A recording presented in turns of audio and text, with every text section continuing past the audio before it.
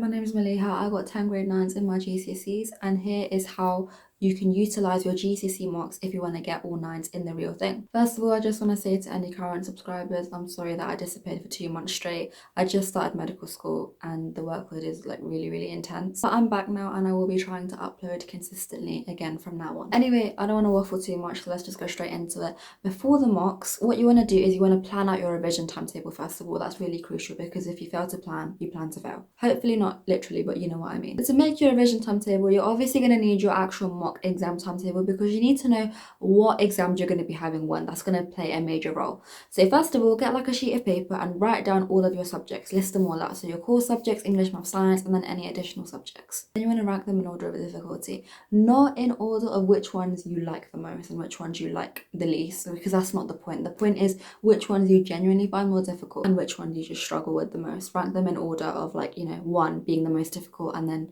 I don't know, 9 being the least difficult, depending on how many you have. Now that you've ranked your subjects, let's say you have 3 to 4 weeks until your mocks, you're going to know that your number 1 subject is a subject that's going to take the most revision. For example, if you have science at number 1, you're going to be doing maybe 4-5 days worth of revision for science compared to like art, which is at the bottom, which may take like a day or half a day of revision. Do you know what I mean? And you're going to have to take into account timings in terms of your exam timetable. So if in the beginning of your mock week you have loads and loads of science exams, you're going to be doing science revision earlier, obviously. And then you may allocate a couple of days just before the mocks for science specifically because those are your first mocks. Second thing I recommend to do is doing your past papers in your revision in order of the mocks to mimic those conditions. So let's say on Monday you have biology and the next day you have maths and then the next day you have, I don't know, English, then you're going to be doing past papers for those subjects in that same order. So on the first day of your revision, you'll be doing science, then maths, then English.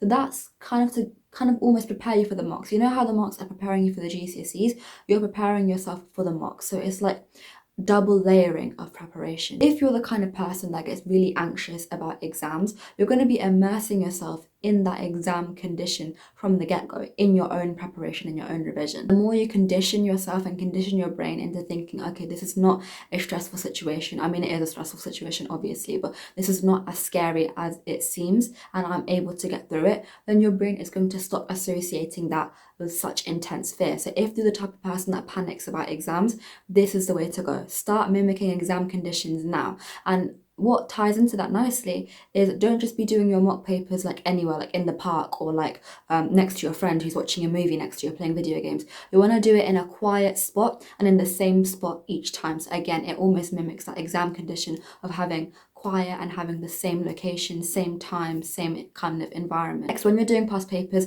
time yourself because exam practice is crucial in terms of also timing. Not just actually doing the past papers, but being able to manage your time effectively is very important. I'll give you an example. For me, history was a nightmare for me because I could never finish my history papers on time. And most of my history revision, a lot of it was obviously revising the content, but a vast proportion of my history revision was just practicing timing and practicing writing really fast because that's how difficult it was for me. So if you end up being a student similar to me who struggles with timing, practicing timing is obviously very important. And finally, my final point for preparation for the mocks is make notes, obviously, while you're studying for subjects that you're struggling with and topics you feel least confident in. Then a couple days before your mock exams begin, you can go through that list of subjects and topics and just do some like bite-sized revision for each, just to kind of like give yourself a little bit of a booster before your actual mocks begin. Okay, so that's for before the mocks. During the mocks, treat them like a practice run, not your final grading, okay?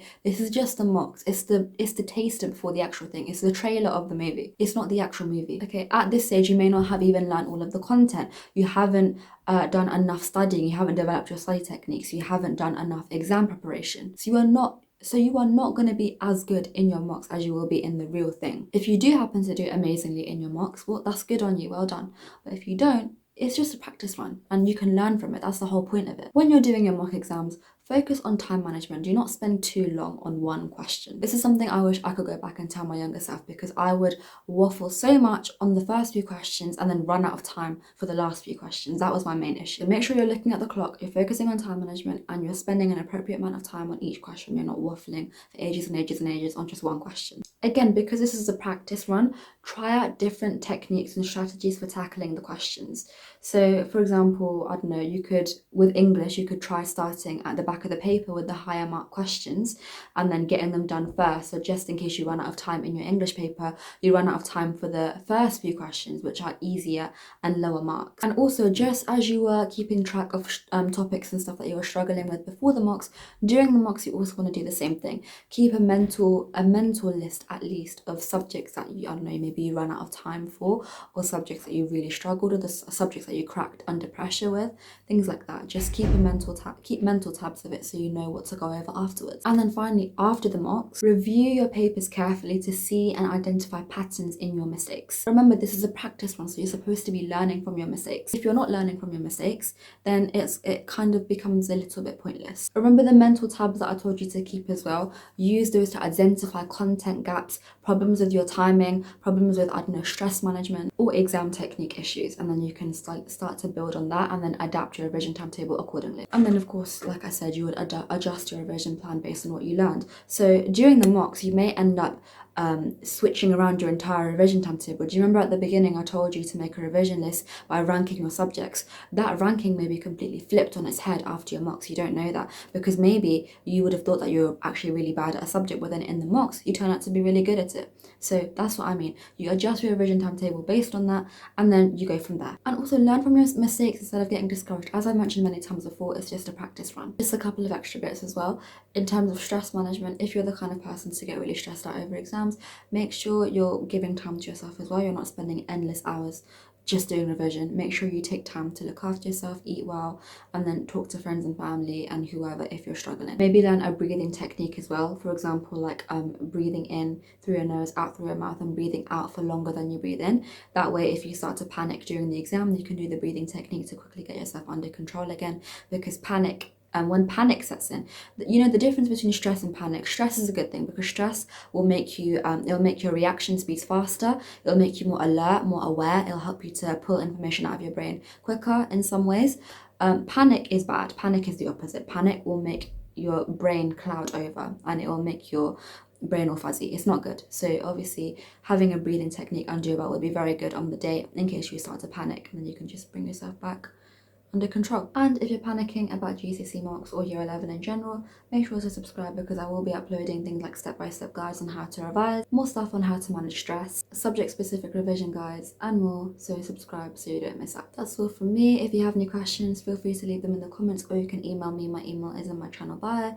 Good luck with your marks, you got this, and yeah, bye guys.